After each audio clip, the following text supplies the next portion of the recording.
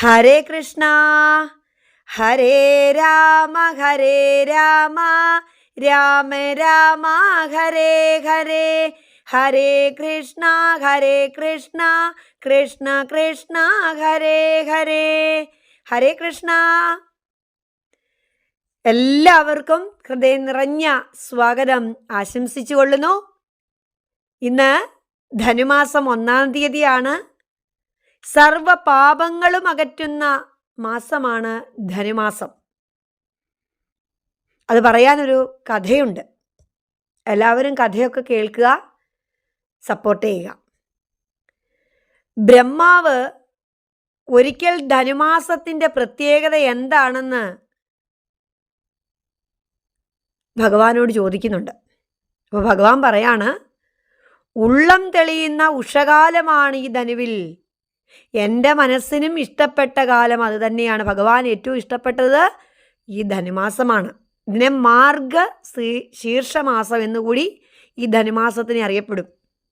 അതായത് എല്ലാ മാസങ്ങളെക്കാളും ഏറ്റവും മികച്ചതാണ്. അതുകൊണ്ട് ആ മാസം എനിക്ക് എപ്പോഴും പ്രിയപ്പെട്ടതാണ്.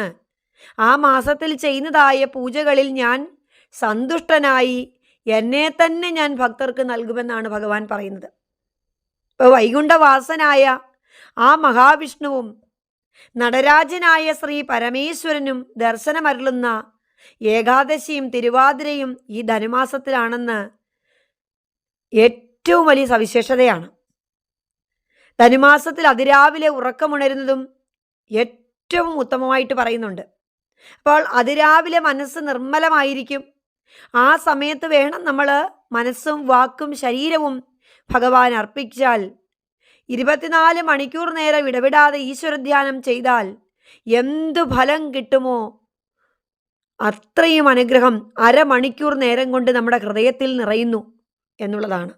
മാത്രമല്ല, മനസ്സിലുള്ള ദുഷിച്ച വാസനകളെല്ലാം അകന്ന് നമ്മൾ ഭജനം ചെയ്താൽ നമ്മളിൽ നിന്ന് സകല പാപങ്ങളും അകലുമെന്നാണ് ഭഗവാന്റെ ഈ ഒരു കഥാസാരാംശത്തിൽ കൂടെ നമുക്ക് മനസ്സിലാക്കാൻ സാധിക്കുന്നത്.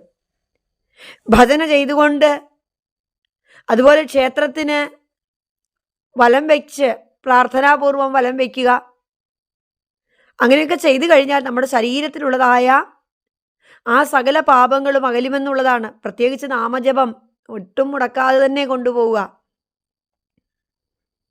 ഇപ്പോൾ നമുക്ക് നാളെ കുചേലഗതിയാണ്. ആ കുചേല